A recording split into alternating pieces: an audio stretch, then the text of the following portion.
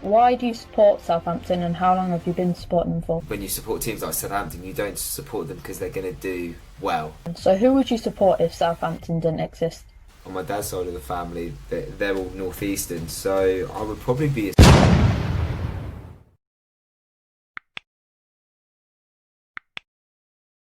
So today guys I'm joined by the Southampton YouTuber, The Saints View. How are you, mate? Yeah, I'm good, mate. How are you? I'm very good. So today I've just got a few questions to ask you and let's get straight into them. So what was your first ever game being a Southampton fan? What was my first ever game? You know what? It wasn't actually that long ago. Because as a kid, I used to live abroad then, so I didn't actually go to Saints games. So the first one I actually went to in the flesh, I was always a Saints fan, but I didn't go to them in the flesh. The first one I went to in the flesh was actually probably the highest point we're ever going to get. It was a 3-0 Europa League qualifier against Vitesse at home. So that was coming up 5 years ago. So I haven't been to going to games for that long. I'm 18 now, so I've only been going for 5 years. But yeah, Vitesse at home, and it's kind of gone downhill from there. So why do you support Southampton and how long have you been supporting them for? As long as I can remember, but why? I mean, local team, I guess. It's one of those where, you know, when you support teams like Southampton, you don't support them because they're going to do well. Let's put it that way. You know, if you want a team that's going to do well, you support your Man Uniteds, your Cities, your Liverpools. I mean, they're my nearest Premier League club. They're my second closest football league club. You know, they are my local team. And so, you know, and they're a family club as well. So when you're a young kid, they're a good team to support as well. And obviously, I got brought into it through the family as well. All right. So how has Southampton's season gone so far? Oh, mate. Well, very up and down to say the least. Yeah, the start was very average, and then it got even worse around October time. Obviously, the Leicester defeat, more defeats as well following that. But then around Christmas time, it just completely turned around. We changed the system a little bit. We added a few players that weren't really playing before. We obviously brought some out, and we just went back to basics, really, and basics in terms of the system Ralph Hasenhüttl wants to play, and we just excelled and went on a crazy run, propelled ourselves all the way up to 9th. Dropped off a little bit just before the lockdown, but since we've been back, we've actually been quite good, in my opinion. All right then. So who is your favourite player at Southampton at the minute? Oh, it's easily Ings. Ings, man. Like the fact that he's a boyhood fan and he's just scoring so many goals. We haven't had a striker like him in so long, and he'll be underappreciated because if he ever leaves in a couple of seasons, we'll look back and be like, oh, God, we're gonna miss having a player like him. He's so good on the ball. Obviously, he scores you goals as well, and the fact that he supports Saints is just an extra bonus. Yeah. So this is a question that I've already asked a Pompey YouTuber. Okay. But why do you think there's such a big rivalry between Portsmouth and Southampton? You know, it's one of those where it's a geographical rivalry. You know, we don't share a city, but we share an area, and there's history as well. You know, things like rivalry over the ownership of docks, like going back like 200 years there. And it's not even just football. The cities themselves are sort of rivals. The people from the cities, you know, this is some sort of rivalry, and it's because of, you know, history with the docks, to the fact that obviously we're very, very close together, and just generally you would have, if you're geographically close to somewhere, you usually have a rivalry.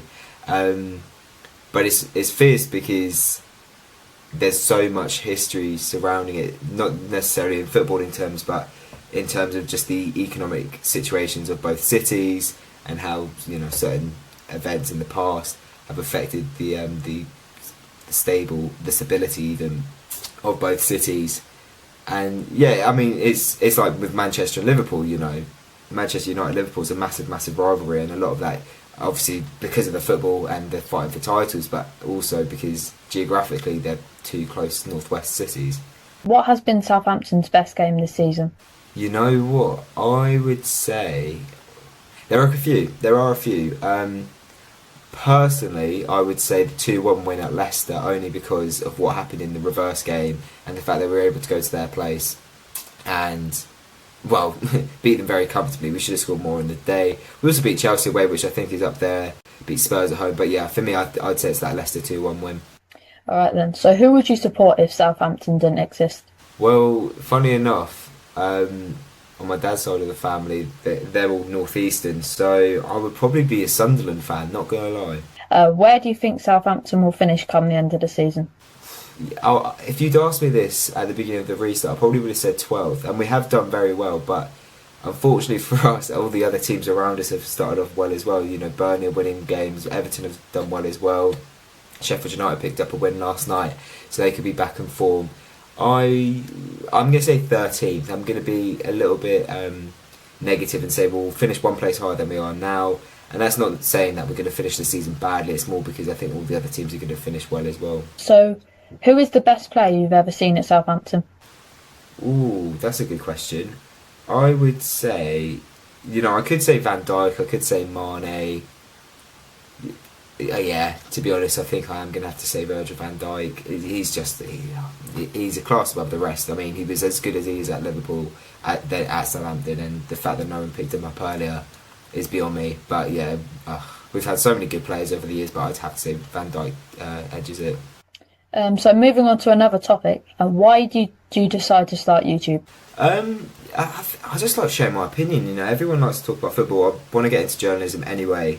And I kind of felt that setting up a YouTube channel would be the best way to do that, because we live in this modern day where in the digital age where it's so easy to share your opinion, to upload your own video, to write your own article, basically what modern day journalists do. So if you want to get into that industry, there is absolutely no reason why you don't do that. At the start, it was, like I said, just to try and get into that industry, build up a bit of a portfolio.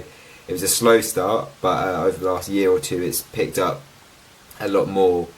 And yeah, there are so many benefits. Like, if you're watching this at home, guys, and you're thinking about starting a YouTube, do it, because the amount of people I've met through it, the amount of opportunities I've gotten to do, through it, I'd recommend it to everyone. Definitely, if you're interested, do it. All right then. So, what is the best thing about being a YouTuber? I don't know, man. It's like, I would say you get to talk about your football team, and people watch it, and you get support. Obviously, there's the odd negative comment here and there, but on the whole, it's all positive. But for me, my personal experience, the amount of people I've met and the quality friends I've made through it, I'd have to say that honestly, if you collab with people, you will make friends for life, and I stand by that. There are people I know who I've met through YouTube who I've known 3-4 years. It's mental. So what is the best moment you've experienced so far being a Southampton fan? I would, getting to the League Cup final was a big deal. But getting into Europe was a big deal. I usually say beating Inter Milan at home 2-1. I think the fact that we got to the League Cup final the same season was great, but beating it like the previous Champions League winners at home, it was just so special. I'd have to say that. So where do you think Southampton will finish next season? Oh, you know what? I'm very confident for next season. I am going to go very optimistic and say we will finish. Oh, I was going to say 8th. I'll be a bit conservative. I'll say we're going to finish 9th. I think we will finish top half next season and maybe make a push for Europe if we make some good signings. Yeah, so that's all the questions I've got for you. Thanks for coming on. I really do appreciate it. Yeah, no problem, mate. My pleasure. Yeah, and thanks for watching. If you did enjoy it, don't forget to like and subscribe. Leave a comment down below, and I'll see you in the next one.